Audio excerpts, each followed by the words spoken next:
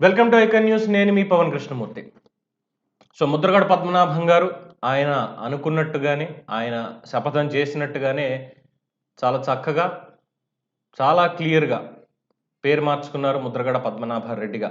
ముందుగా వారికి కంగ్రాచ్యులేషన్స్. మాట మీద నిలబడ్డందుకు మీ మీద నాకు కొంచెం గౌరవం పెరిగింది. అంటే ఎప్పటిదాకా ఉందని మాత్రం అనుకోకండి. రైట్. ఇక ఇలాంటి ప్రబుద్ధులు ఇంకొంతమంది ఉన్నారు. ముఖ్యంగా చాలా వైరల్ అయినటువంటి విషయాలు. చాలా వైరల్ అయినటువంటి విషయాలన్నమాట ఇవన్నీ కూడా. అందులో ముఖ్యంగా జగన్మోహన్ రెడ్డి గారి పేరు చెప్పుకోవాలి. Why not 175, why not 175, why not Kuppam అన్నాడు. పులివెందుల్లో కోసాలు కదిలి 11కి మిగిలాడు.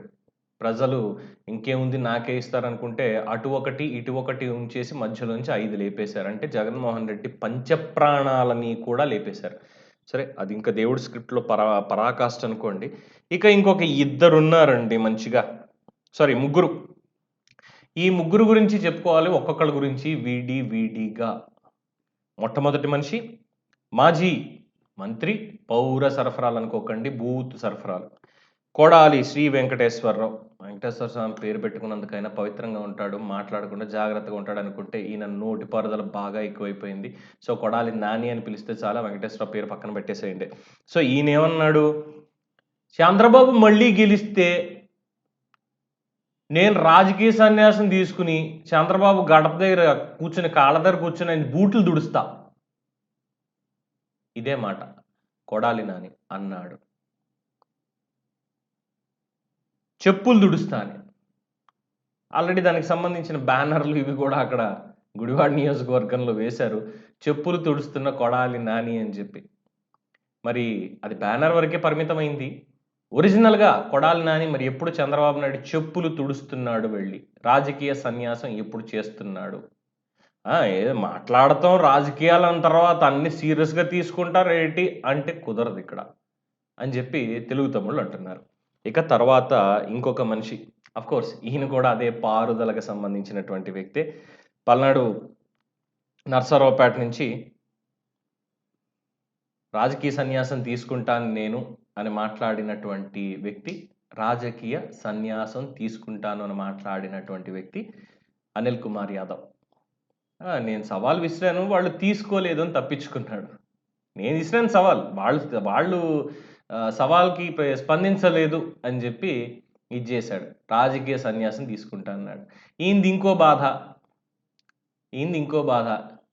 ఇంట్లో మొత్తం ఓడిపోయి అక్కడ ఏం చేయలేక, చేతగాక వదిలేసి ఇక్కడికొచ్చేదో రాజకీయం చేసేయాలి, ఢిల్లీకి ఎగిరిపోవాలి, ఇంకేముంది జగనన్న నా తోడు, నా నీడ, మేము దేనికైనా సిద్ధం అని చెప్పి పెట్టినటువంటి దానికి కాను ఏమనాలి? మరేంటి అనిల్ కుమార్ అన్న? అంటే నెల్లూరులో మీ గురించి నాకు తెలుసు కాబట్టి, అక్కడ కొంతమంది స్నేహితులు కూడా ఉన్నారు కాబట్టి సరదా మిమ్మల్ని అప్పుడప్పుడు అన్న అని పిలుస్తూ ఉంటా.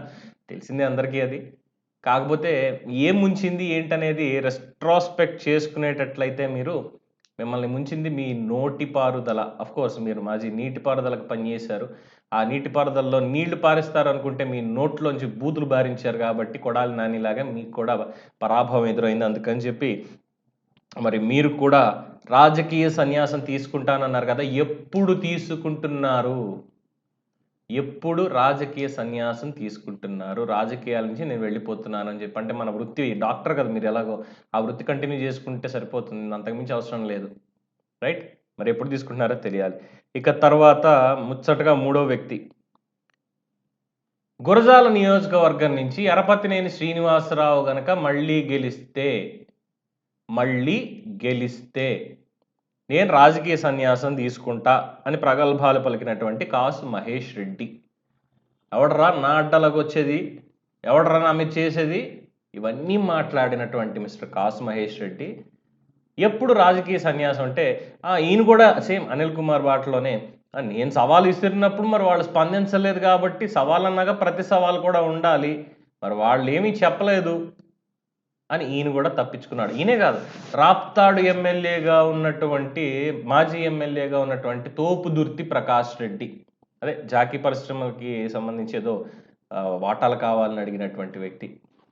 మరి తోపుదుర్తి ప్రకాష్ రెడ్డి అయితే మీసం గొరిగించుకుంటా అన్నాడు. వైఎస్ఆర్సీపీ కార్యకర్త ఒక అతని పాప నిజంగానే అరగుండు మీసం గురించుకున్నాడండి. ఒక కార్యకర్తకున్న నిబద్ధత నేతల్లో లేదంటే మరి కార్యకర్తలు మీరే అర్థం చేసుకోవాలి మీ నేతలు ఎలాంటి వాళ్ళనేది. సో, ఇక్కడ నేను చెప్పొచ్చేదేంటి అంటే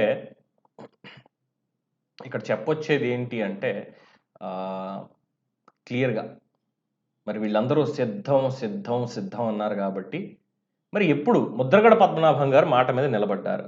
అలాగే, అలాగే ముద్రగడ పద్మనాభం గారితో పాటు ఒక కార్యకర్త కూడా నేను కూడా మాట ఇచ్చిన దానికి ఇదిగో ఓడిపోయారు కాబట్టి మా వాళ్ళు నేను చేయించుకున్నాను అన్నాడు. మరి నోటిపారుదల చేసినటువంటి కొడాలి నాని గావచ్చు, వల్లభనేని వంశీ గావచ్చు, రోజా గావచ్చు, అంబటి రాంబాబు సిగ్గు లేకుండా నిలిచి నాకు పోలవరం అర్థం కాలేదని మాట్లాడతాడు. రాజకీయ సన్యాసం తీసుకోవాల్సింది పోయి ఇంక నాకు వద్దురా నాయనా రాజకీయాలు. ఆ గంట, అరగంట ఈ ఈ గోలంతా నాకెందుకు ఇవే ఉంటాయి ఇంక నా నెత్తి మీద అని వదిలేయకుండా ఆయనెళ్ళి ఆయన ఇంకా పేరు నాని అయితే అదేంటి ఐకియా షోరూమ్‌లో పసుపు చొక్కా వేసుకొని మరి షాపింగులు చేసుకుంటున్నాడు. హైదరాబాద్‌లో ఆయన విల్లాకి సంబంధించి అని ఒక టాక్ నడుస్తోంది. ఇక మిగతా వాళ్ళు ఎక్కడున్నారు? ఏం చేస్తున్నారు? ఎక్కడ తిరుగుతున్నారు? No idea. No idea. అస్సలు సమస్య లేకుండా. మరి ఏం జేయాలి? ఏం చెప్పాలి? సో, వైఎస్ఆర్‌సీపీలో ఉన్నటువంటి వాళ్ళు కనీసం ముద్రగడ పద్మనాభాన్ని చూసి నేర్చుకోండి. మీ కార్యకర్తను చూసి నేర్చుకోండి. అరగుండ్లు, మీసాలు గొరిగించుకోవడానికి కార్యక్రమాలు ఎప్పుడు పెట్టుకుంటున్నారు? రాజకీయ సన్యాసం ఎప్పుడు తీసుకుంటున్నారు? లేదు, కాదు, కూడదని రోడ్డు మీదకొచ్చి రాజకీయం చేస్తామంటే చెప్పాం గదా! రెడీగా ఉన్నారు. ప్రజలు కూడా ఈసారి సన్మానం జేయడానికి చక్కగా నిలువు 11 నామం బెట్టేసి గాడిద మీద ఊరేగించేటువంటి కార్యక్రమాలు. ఇక బైరెడ్డి రాజశేఖర రెడ్డి గారు చెప్పిందైతే రాజకీయ సమాధి వీళ్ళకి ప్రజలు కట్టేశారు కంప్లీట్‌గా. వీళ్ళు గనక పొరపాటున బయటకొస్తే చెప్పులు, బూట్లు ఇసిరి కొడతారు అని జెప్పి. కోడిగుడ్లు, టమాటాలు గూడా రెడీగా ఉన్నాయి. ఆల్రెడీ కొడాలి నాని ఇంట్లో పడ్డాయి. మన వల్లభనేని వంశీ ఇంట్లో పడ్డాయి. మిగతా వాళ్ళ జోలికి కొంచెం వెళ్ళలేదు. మరి ఆ కార్యక్రమాలు పెట్టుకోకూడదు అనేది నిర్ణయించుకున్నారింకా. చట్టపరంగా, న్యాయపరంగా వీళ్ళకి ఏం చేయాలో ప్రభుత్వం చూసుకుంటుంది అని తెలుగుదేశం పార్టీ శ్రేణుల నుంచి అందుతున్నటువంటి ఒక సమాచారం. మరి ఏంటి వీళ్ళు సిద్ధమా? ముద్రగడ చెప్పినట్టుగా వీళ్ళు సిద్ధంగా ఉన్నారా?